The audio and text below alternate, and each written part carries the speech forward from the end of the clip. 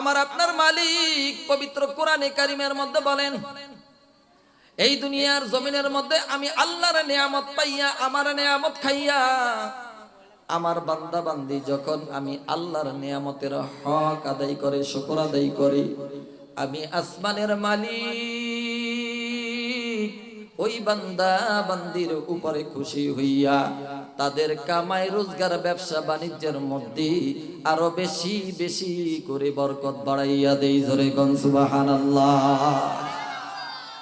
আর যারা দুনিয়ার জমিনের মধ্যে আমি আল্লাহর নিয়ামত পাইয়া, আমার নিয়ামত খাইয়া, আমার নিয়ামতের হক আদায় করে না, শুকর আদায় করে না, আমি রব্বুল আলামিন ওই নাফরমানদের উপরে নারাজ হইয়া দুনিয়ার জমিনের মধ্যে বিভিন্ন ধরনের আযাব গজব বালা মুসিবত দিয়া ওই বান্দার জীবন আমি আল্লাহ দুনিয়াতে ধ্বংস করে দেই। জোরে কোন নাউযুবিল্লাহ।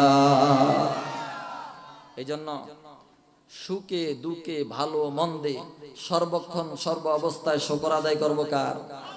একটু আওয়াজ দিয়ে বলেন কার?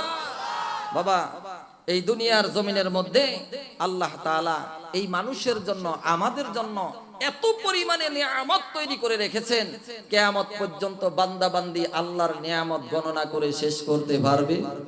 কথা কন না কা পারবে?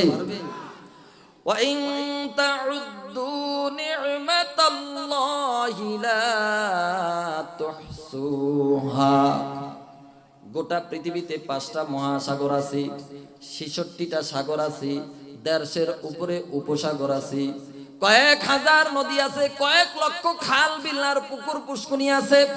এই পুকুর থেকে শুরু করে মহাসাগর পর্যন্ত গোটা পৃথিবীর জমিনের মধ্যে যত পানি আছে, এই পানিগুলোকে যদি কালি বানানো হয়, পৃথিবীর সমস্ত গাছপালাগুলোকে যদি কলম বানাইয়া মাওলা পাকের নিয়ামতগুলি একটা একটা করে লিখতে থাকো, গণনা করতে থাকো, আসমানের মালিক ডাক দিয়া বলে, ও বান্দা, পুকুর থেকে শুরু করে মহাসাগর পর্যন্ত পৃথিবীর সমস্ত কালিগুলি শুকাইয়া মরুভূমি হয়ে যাবে, কিন্তু আমি রব্বুল আলামিনের নিয়ামত গণনা করে তোমরা শেষ করতে পারবে না। জোরে কোন সুবহানাল্লাহ।